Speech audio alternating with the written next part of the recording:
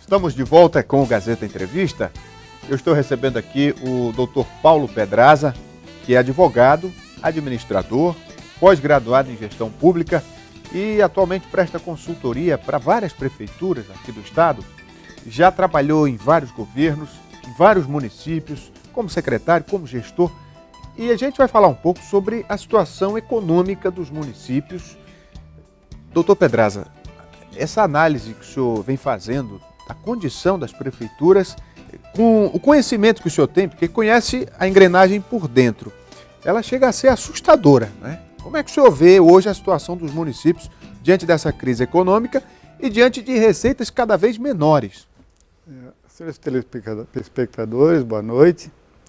Eu sou um municipalista. Há 30 anos eu vivo o município. Eu participei já das administrações de todos os municípios, exceto Rio Branco. Rio Branco é um município muito grande, então eu nunca participei de Rio Branco. Agora, os municípios do interior, eu já trabalhei em todas as prefeituras. Eu acompanhei a gestão do Orley Camili, em Cruzeiro do Sul, eu era o secretário-geral dele.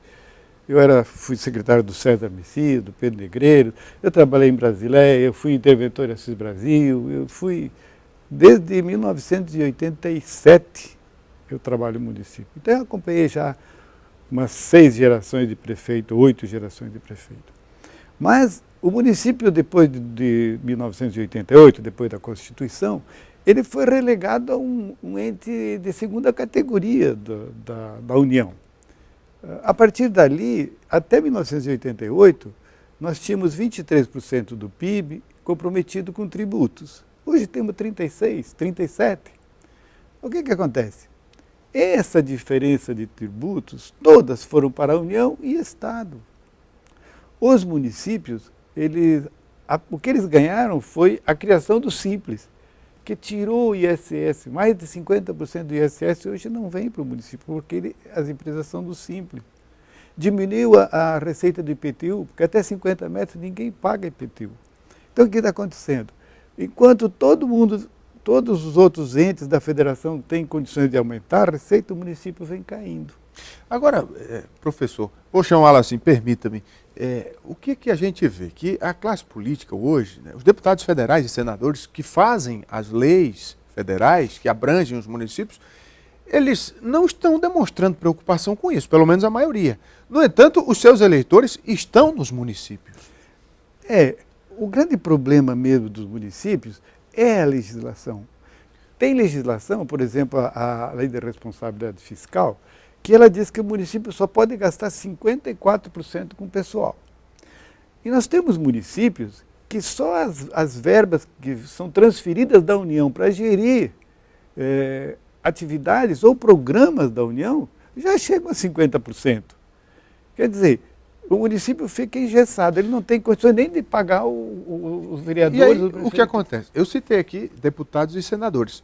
Eles acabam tendo os municípios na palma da mão com as emendas que direcionam, porque os prefeitos ficam de pires na mão implorando para que deputados e senadores coloquem emendas. Eu costumo brincar com os prefeitos que eu digo que eles são que nem boi. Um fio de arame farpado segura eles, porque eles não sabem o poder que eles têm. Eles é que elegem os deputados federais, os senadores, eles é que têm a maior participação na eleição até dos governadores. Mas quando chega na vez de olhar para o município, ninguém tem tempo. Então, veja bem, nós temos alguns fatos que chegam a ser tristes, ou cômicos se não fossem tristes.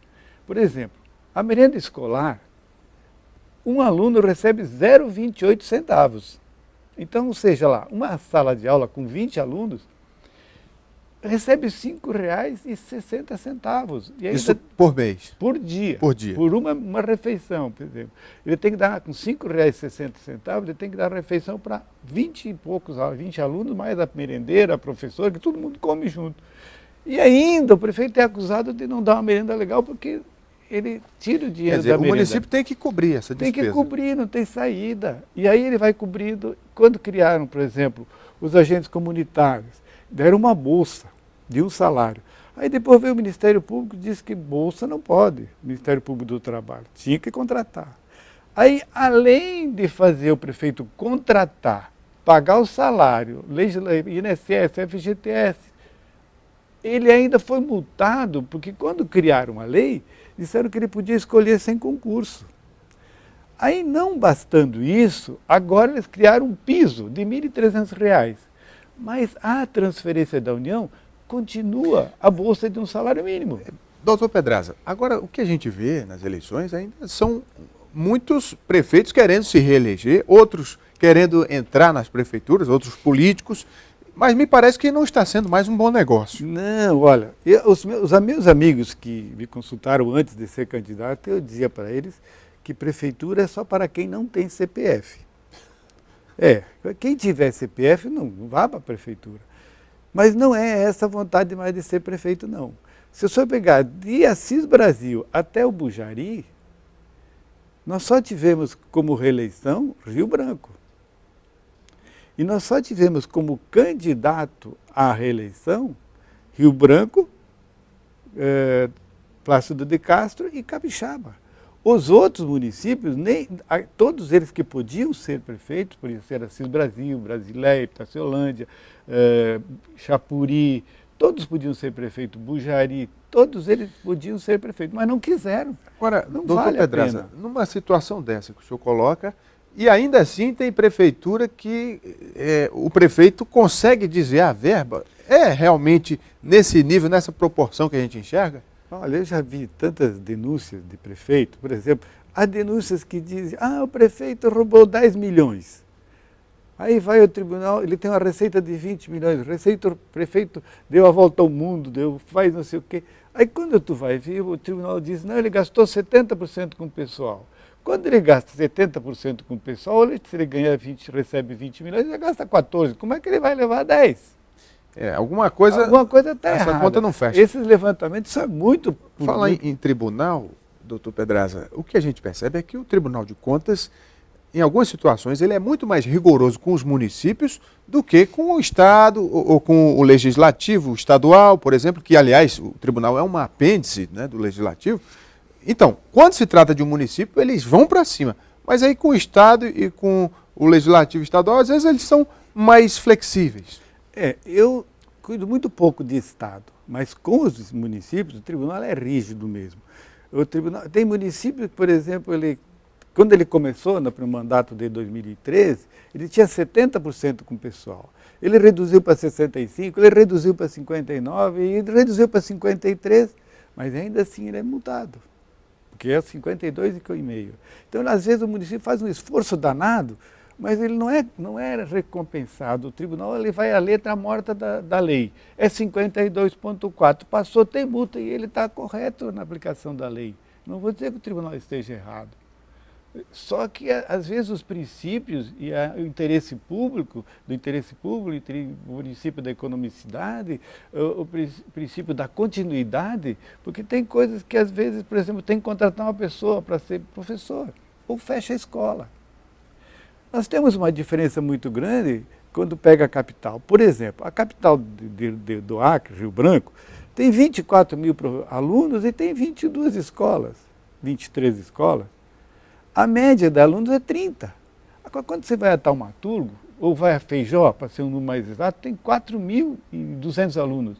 Tem 112 escolas. Para a gente encerrar, então, professor, o ano que vem tem eleição, e aí é época de também se colocar nas propostas dos candidatos a municipalidade, né? Como é que o senhor vê essa oportunidade que os prefeitos têm de cobrarem dos deputados? É que nem eu falei há pouco, os prefeitos eles não estão conseguindo se juntar para fazer uma exigência. Por exemplo, o Estado do Acre não tem como cumprir a legislação da Lei de Responsabilidade Fiscal.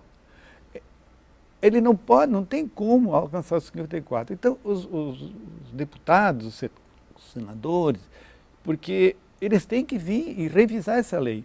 Mas o que acontece? Quando, aqui no Acre, pelo menos ao meu entender, Quando chega na hora de eleger o deputado estadual, é aquela guerra, porque o deputado está aqui, eles exigem, vão encontrar.